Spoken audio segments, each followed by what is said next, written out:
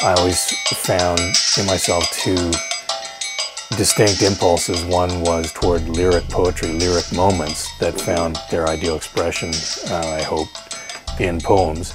And then there was also an impulse to tell stories, to narrative. And so that impulse found its form in short stories and eventually in novels. They inform each other in two ways. In one sense, just learning to write poetry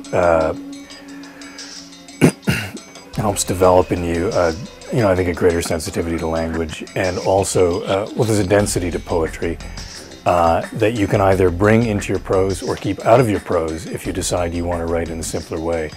So that brings me to the second way the two have affected each other. It's kind of a negative way, because I use up most of that lyric energy in my poems. When I'm writing fiction, I'm not tempted to write a poet's novel, so to speak. I actually don't. I don't really like poet's novels that much. I don't like static novels.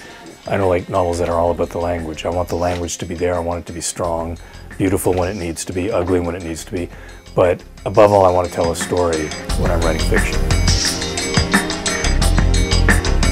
It's based on a historical incident from the Canadian Arctic in the 1870s, when 19 men, women, and children of various ethnicities, they all end up on this ice floe. It sounds like a premise for a really bad, ethnic joke of some kind. And the ice floe huge ice floe starts shrinking, getting smaller and smaller and smaller, forcing these people closer together. Well, they factionalize along ethnic lines and start having a kind of war on the ice floe. I thought it was such a great parable of nationalism, extremism, tribalism, and just general human lunacy that I just thought this would make a great premise for a novel. I realized it hadn't been fictionalized, and there were all sorts of gaps in the record, which allowed me to just riff and improvise in creating this novel. So it was kind of ideal, because no one had written about it, and there wasn't much documentation. So I had a lot of freedom. My new novel, I actually see it as a thematic sequel to Afterlands, even though it's completely different. In many ways, it's contemporary instead of being historical, but it too starts with a real incident. Since I can't be there at the award ceremony, I just want to say right now that I'm really grateful for it, and it was a wonderful surprise.